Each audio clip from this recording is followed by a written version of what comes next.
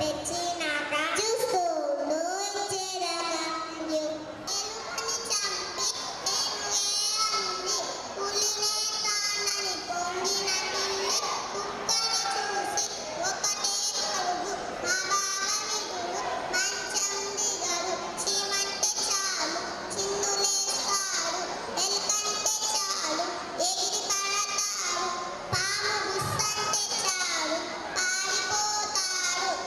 నిశ్శబ్దంగా జారుకుంటాడు.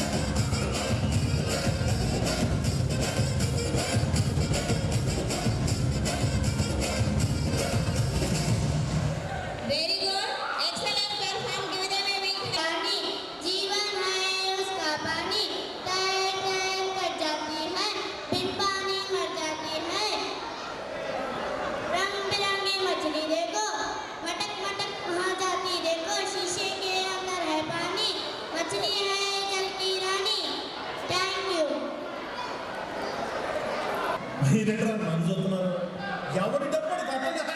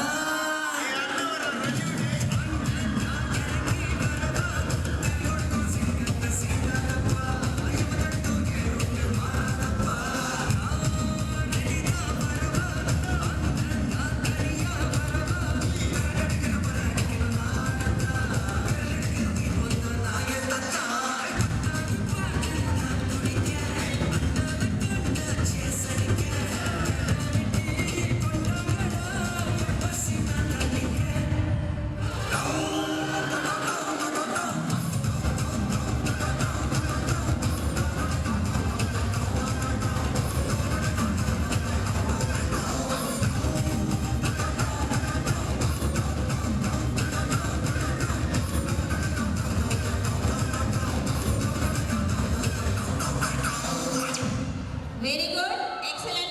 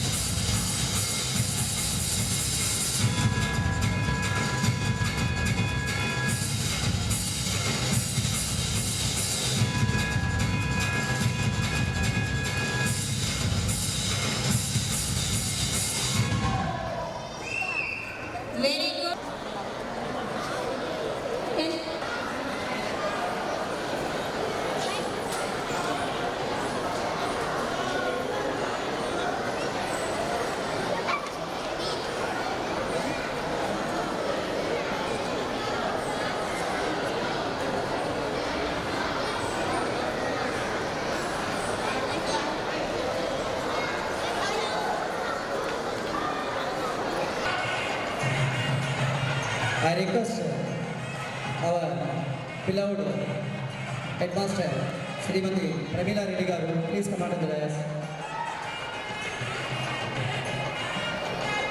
I request our correspondent, Sri Venkateswar Reddy Garu, please come onto the dais. Thank you, sir.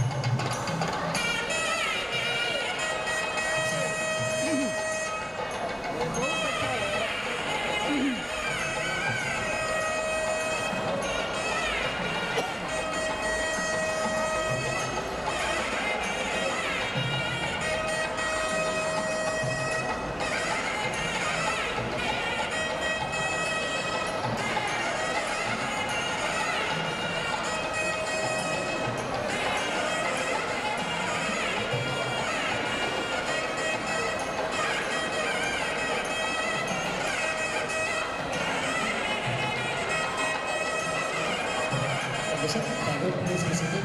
Please be seated. Now I request our SBS school group of SBS schools institutions correspondent Sri Venkateswar Reddy Garu, please preside over this motion. Thank you, sir. Good evening parents. మరి మన ముఖ్య అతిథులు వచ్చారు కాబట్టి ఒక 10 నిమిషాలు 15 నిమిషాలు మా యొక్క సభా కార్యక్రమం ముగుస్తుంది. మీరందరూ కూడా ఆ గేట్లో ఉన్న వాళ్ళందరూ కూడా లోపలికి కూర్చుంటే మేడం పేరెంట్స్ ఎవరు కూడా బయట కల్చరల్ యాక్ట్ ప్రోగ్రామ్స్ రన్ అవుతాయి. ఓకేనా డియర్ పేరెంట్స్? మరి ఈ యొక్క ఎస్విఎస్ స్కూల్ యొక్క అమృత మహోత్సవ్ 2K24 కార్యక్రమానికి ముఖ్య అతిథిగా ఆనందోత్సవ్ ముఖ్య అతిథిగా చేసినటువంటి మా అన్న అమరావతి కృష్ణారెడ్డి గారికి, మరి ఆర్టీఓ సార్ కావలి వారు వై సుధాకర్ రెడ్డి సారు మనం పిలిచిన వెంటనే యాక్చువల్గా గవర్నమెంట్ అధికారులు ఇప్పుడు వాళ్ళ టైం వాళ్ళ చేతిలో లేదు. సార్ కూడా యాక్చువల్గా నన్ను నమ్ముకోకు, నేను ఖచ్చితంగా సమయం ఉంటే నేనే వస్తాను సారు మాట చెప్పారు. ఆ మాట ప్రకారం మమ్మల్ని గుర్తుపెట్టుకొని వారు ఎన్ని బిజీ ఉన్నా కూడా మన స్కూల్ కోసం కేటాయించిన ప్రత్యేక ధన్యవాదాలు తెలియజేసుకుంటున్నాం. మరి మా తమ్ముడు కొండారెడ్డి శ్రీమేధ స్కూల్ కొండారెడ్డి, మరి అదేవిధంగా విద్యార్థుల తల్లిదండ్రులకు నా యొక్క నమస్కారాలు, విద్యార్థులకు శుభాశిస్సులు. ప్రియమైన తల్లిదండ్రులారా, మరి హర్నాపురంలో మనం ఎస్విఎస్ స్కూల్ ప్రారంభించి 28 ఇయర్స్ నుంచి రన్ చేస్తున్నాము. మరి నిరంతరం కూడా నాకు వేరే ఆలోచన లేదు. పిల్లలే లోప విద్యార్థులకి వినూత్నంగా కార్యక్రమాలు చేపట్టాలని ఎల్లవెల్ల ఎస్విఎస్ స్కూల్లో ఎప్పుడు కూడా అన్ని కార్యక్రమాలు క్రమము తప్పకుండా నేషనల్ ఫెస్టివల్స్ కానీ, టూర్స్ కానీ, నెక్స్ట్ సైన్స్ దినోత్సవాలు, ఇలా పిల్లలకి అన్నింటినీ అందిస్తూ వారి యొక్క ఆకాంక్షల మేరకు ఈ యొక్క యానివర్సరీ కార్యక్రమాన్ని కూడా మనము క్రమం తప్పకుండా చేసుకుంటాం. ఎందుకంటే నేను అది ఏదో ఒక స్పెషల్గా తీసుకోను. ప్రతి సంవత్సరము బిడ్డలు హ్యాపీగా ధైర్యంగా ఈ డయాస్ మీద ప్రదర్శించగలిగితే రేపు భావి భారత పౌరులుగా వాళ్ళు ఏ పొజిషన్లో ఉన్నా వాళ్ళకు నేరుగా మాట్లాడతారనే ఒక సదుద్దేశం తప్ప నేను ఎలాంటి స్వార్థం కానీ మాకు లేదు అని చెప్పడంలో సందేహం లేదు. మీ అందరూ తెలుసు, నేను కేవలం బిడ్డల ఆనందం కోసం చేస్తాను. ఈ యొక్క యానివర్సరీ అంటే స్పెషల్గా తీసుకొని దాన్ని 5 ఇయర్స్కి ఒకసారి 10 ఇయర్స్కి ఒకసారి చేయండి. ఎవ్రీ ఇయర్ కూడా మన స్కూల్లో ఆ యొక్క కార్యక్రమాన్ని జరిపిస్తున్నాము. ఎందుకంటే ఖచ్చితంగా పిల్లల్లో నేటి ఆధునిక ప్రపంచంలో వాళ్ళు సొంతగా ఎదగాలి, సొంతగా మాట్లాడే విధానం రావాలి. మరి ఈరోజు మీరు డాన్స్గా చూశారు, యూకేజీ పిల్లలు కానీ, LKG, UKG, play class, first class అందరూ కూడా చక్కగా మీ ముందు ప్రదర్శించారు. మరి ఇవన్నీ కూడా నేను మీకు తెలిసిందే, మీకు కొత్తగా చెప్పేదేం లేదు. ముఖ్య అతిథులుగా వచ్చిన వారు మనకి కొన్ని కొత్త విషయాలు నేటి నాగరిక ప్రపంచంలో ఎలా ఉండాలో చెప్తారు కాబట్టి వారి మాటలు వింటే బాగుంటుంది. కాబట్టి ప్రియమైన తల్లిదండ్రులారా, మీరందరూ సహకరిస్తే ఎల్లవేళ ఏ కార్యక్రమానికైనా నేను వెనుకాడను. క్రమం తప్పకుండా కూడా ప్రతి కార్యక్రమం జరిపిస్తాము. రిస్క్ అని తెలుసు, రిస్క్ అని కూడా రిస్క్లోనే ఉంటుంది ఆనందం అనే విధంగా తీసుకొని టూర్స్ కానీ ప్రతి ఒక్కటి చేస్తాం. చదువు ఒక్కటే కాదు, చదువు అందరూ చెప్తారు. చదువుతో పాటు ఆల్ యాక్టివిటీస్ని ఇంట్రడ్యూస్ చేస్తూ పిల్లలకి అందిస్తూ వారి యొక్క ఆనందమైన ఆనందంగా ఫీల్ అయ్యే వ్యక్తిని. కాబట్టి మీరు అర్థం చేసుకొని రాబోయే సంవత్సరాల్లో కూడా మేము ముందు మీ అందరి సహాయ సహకారం అందిస్తారని కోరుకుంటూ, నేను ఇంతగానే ఎక్కువ ప్రసంగం తెలుసుకోలేదు. పెద్దలు ఉన్నారు, వారు చెప్పే మాటలు ముందుకి. కాబట్టి తల్లిదండ్రులారా, ఈ విషయాన్ని గుర్తుంచుకొని మా యొక్క పాఠశాల అభివృద్ధికి తోడ్పడతారని కోరుకుంటూ మా తమ్ముడు కొండారెడ్డి మాట్లాడాల్సిందిగా కోరుతున్నాను. వేదికని అలంకరించినటువంటి పెద్దలు అమరావతి కృష్ణారెడ్డి సార్ గారు, అలాగే ఆర్టీఓ ఆఫీస్ గారు, మరియు ప్రియమైన తల్లిదండ్రులకు, చిన్నారులకు నా యొక్క శుభ సాయంత్రం. ఈరోజు మన పివిరెడ్డి సార్ గారు యాన్యువల్ డే ప్రోగ్రామ్ని ప్రతి సంవత్సరం కూడాను క్రమం తప్పకుండా చేస్తూ ఉన్నారు. దానికి మనందరం కూడా అభినందించదగ్గ విషయం ఇది. ఎందుకంటే ఒక స్కూల్ యొక్క యాన్యువల్ డే ప్రోగ్రామ్ చేయాలి అంటే చాలా ఖర్చుతో కూడుకున్నటువంటి విషయం. ఖర్చుకి ఏమాత్రం వెనకడుగు వేయకుండా పిల్లల యొక్క అభివృద్ధి బాగుంటుంది, పిల్లల యొక్క సంతోషంగా ఉండాలని ఒక చిరు ఉద్దేశంతో ఈ యొక్క యాన్యువల్ డే ప్రోగ్రామ్ని క్రమం తప్పకుండా నిర్వహించడం చాలా ఆనందించదగ్గ విషయం అది. అలాగే మన ఎస్విఎస్ స్కూల్ నందు ముఖ్యంగా చెప్పాలంటే విద్య అనేది కేవలం పుస్తకాలు ఉన్నటువంటి చదువులు చెప్పడం మాత్రం అన్ని స్కూళ్ళు చేస్తుంటారు. కానీ ఆ యొక్క విద్యతో పాటు విలువలతో కూడినటువంటి క్రమశిక్షణతో కూడినటువంటి విద్యను అందించినటువంటి సంస్థ మన ఎస్విఎస్ విద్యా సంస్థానంలో ఎటువంటి సందేహం లేదు. ఎందుకంటే అన్నది చూస్తూ ఉంటాము, పిల్లలకి ఏది అవసరమైతే దాన్ని ప్రస్తుతం ఉన్నటువంటి విద్యా వ్యవస్థలో వచ్చినటువంటి మార్పులకు అనుగుణంగా విద్యార్థులకి ఎక్కడా కూడాను వెనుకబడతనం లేకుండా ఎప్పటికప్పుడు నాణ్యమైనటువంటి ఆ యొక్క మెడుకులతో కూడినటువంటి టెక్నాలజీని అన్నింటినీ కూడాను అందించడానికి ముందుకు వస్తూ విద్యార్థుల యొక్క అభివృద్ధి తన యొక్క ధ్యేయంగా పెట్టుకొని ముందుకు నడిపిస్తున్నటువంటి విద్యా సంస్థ ఎస్విఎస్ విద్యా సంస్థ అనడంలో ఎటువంటి సందేహం లేదు. అలాగే నాకు తెలిసినటువంటి ఒక 2 విషయాలు చెప్తాను. వేదిక మీద పెద్దలు కృష్ణారెడ్డి అన్న గారికి, కొండారెడ్డి గారికి, SPS school management Venkateswara Reddy గారికి, స్టాఫ్, ఈ పిల్లల తల్లిదండ్రులకు అందరికీ గుడ్ ఈవినింగ్. ఈరోజు యాన్యువల్ సెలబ్రేషన్ జరుపుకోవడం వలన మీరు అందరూ ఇక్కడికి వచ్చారు.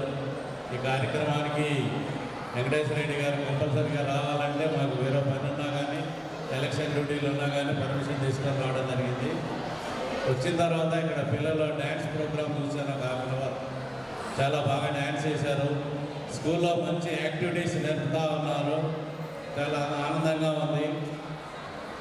నేను ఎక్కువ టైం తీసుకున్న 1 or 2 సబ్జెక్ట్స్ మా డిపార్ట్మెంట్ గురించి ఒక సబ్జెక్టు, జనరల్గా ఒకటి 2 విషయాలు చెప్తాను.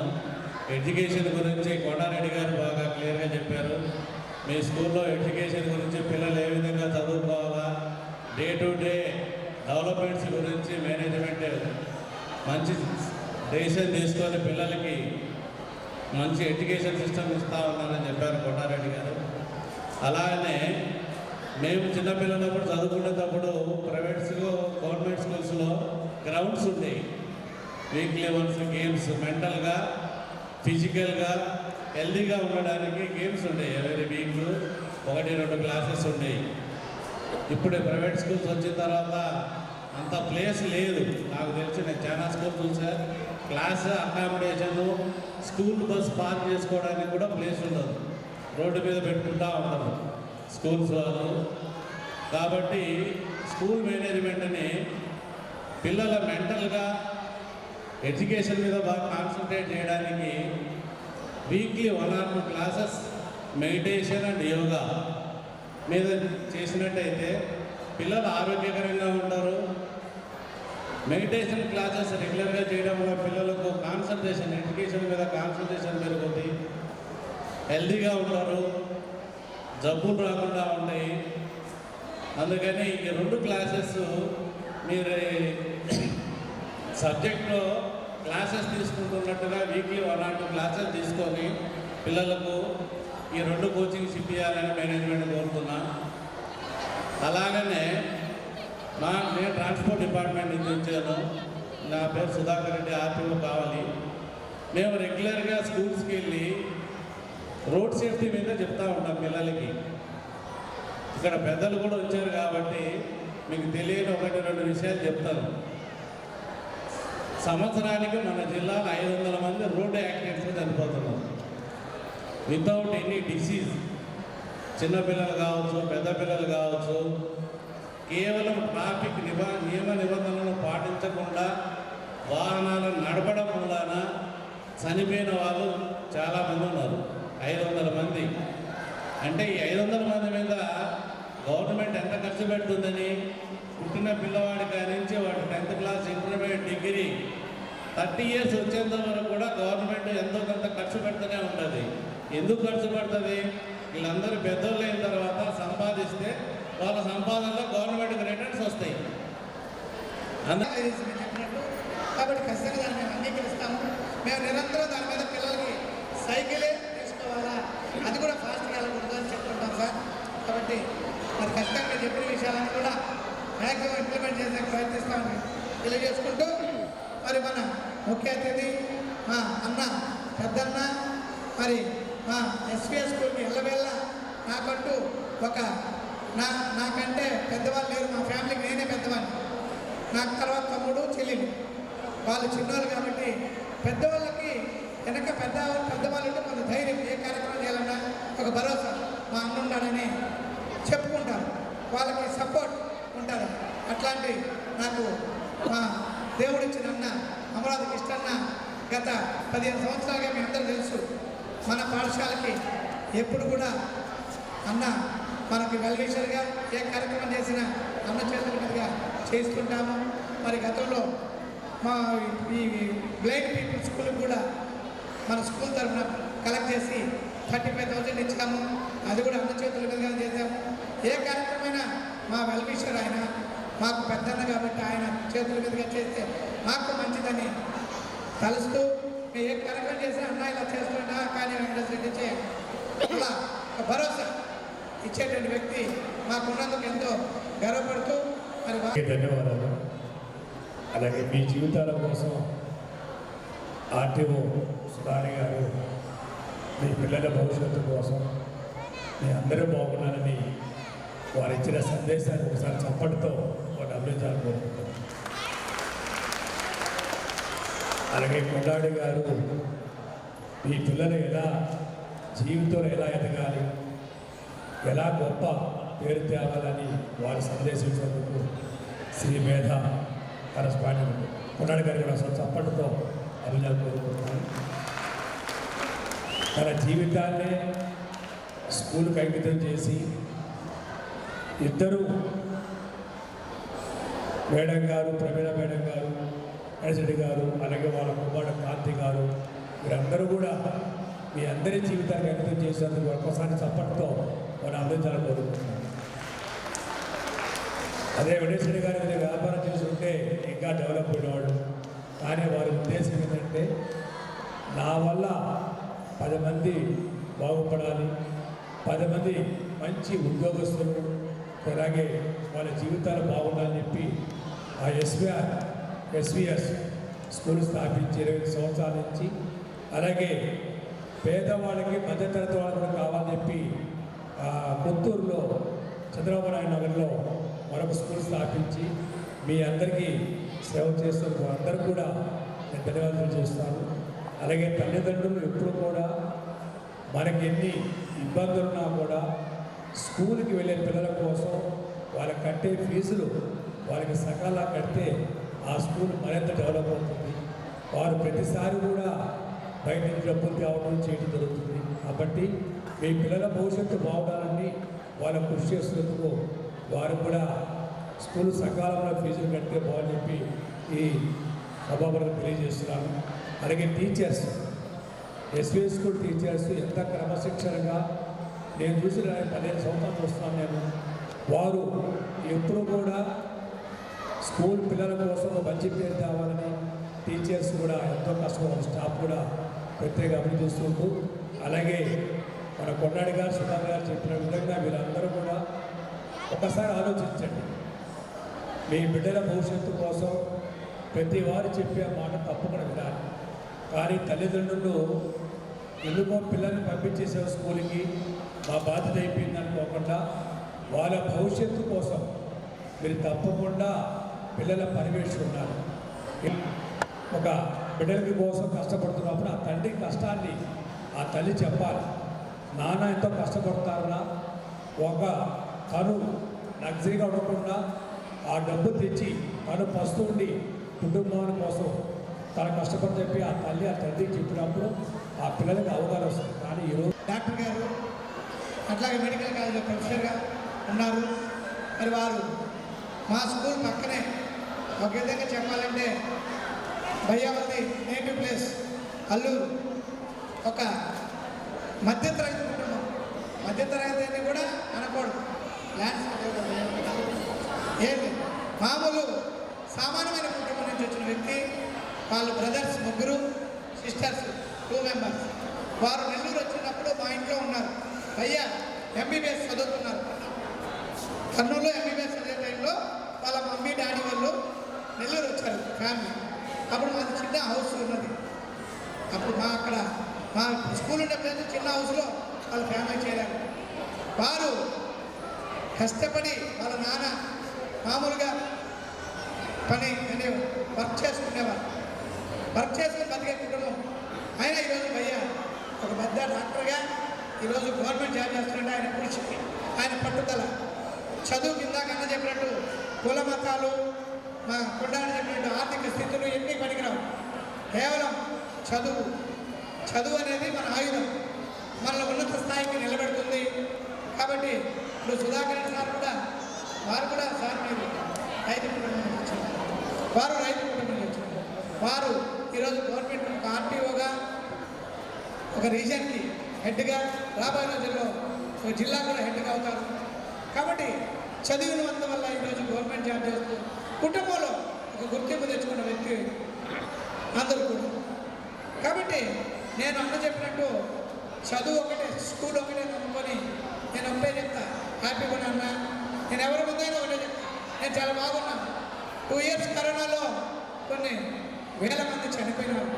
మరి అందరిని చూశాను. నేను ఏ రోజు భయపడలేదు.